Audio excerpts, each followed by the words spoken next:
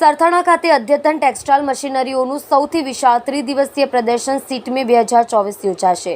સુરત સઘન Gujarat chamber of commerce and industries અને Surat embroidery એસોસિએશનના સંયુક્ત ઉપક્રમે તારીખ 20, 21 અને 22 એપ્રિલ 2024 દરમિયાન સવારે 10 થી સાંજે 6 કલાક દરમિયાન સરથાણા સ્થિત Surat international exhibition and convention centre ખાતે Surat international textile and machinery expo SITME 2024નું ભવ્ય આયોજન કરવામાં આવ્યું છે.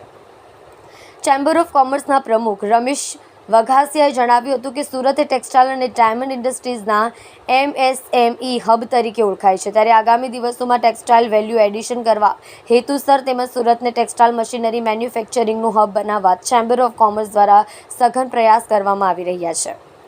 ટેક્સટાઇલમાં હાઈસ્પીડ મશીનરી થકી ઉત્પાદિત થતું કાપડ આવનારા દિવસોમાં બ્રાન્ડ બની રહેશે, જેને પગલે ટ્રેડ એન્ડ ઇન્ડસ્ટ્રીઝને ઘણો ફાયદો થશે. ડિજિટલ પ્રિન્ટિંગ અને એમ્બ્રોઇડરી મશીનરી થકી સુરતમાં રિયલ ફેબ્રિકની ઓળખ થશે. ભવિષ્યમાં ડિજિટલ પ્રિન્ટિંગની ડિમાન્ડ રહેવાની છે. ડિજિટલ પ્રિન્ટિંગમાં અત્યાધુનિક મશીનરીઓ થકી વેલ્યુ એડિશન કરીને વેપારીઓ કાપડમાં સારું માર્જિન મેળવી શકશે. માત્ર મેન્યુફેક્ચરર્સ નહીં પણ ટ્રેડર્સને પણ તેનો લાભ થાય તે દિશામાં ચેમ્બર ઓફ કોમર્સ દ્વારા પ્રયાસ કરવામાં આવી રહ્યા છે.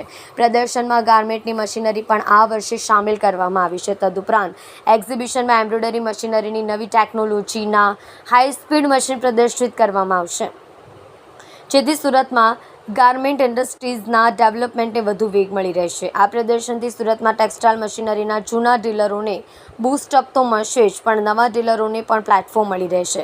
આથી સમગ્ર ટેક્સટાઇલ મશીનરી ઉદ્યોગને નવી દિશા મળી રહેશે. સુરતમાં ગાર્મેન્ટ ઇન્ડસ્ટ્રીઝને વધુ વેગ મળે તે માટે ચેમ્બર ઓફ કોમર્સ દ્વારા પ્રયાસ કરવામાં આવી રહ્યા છે.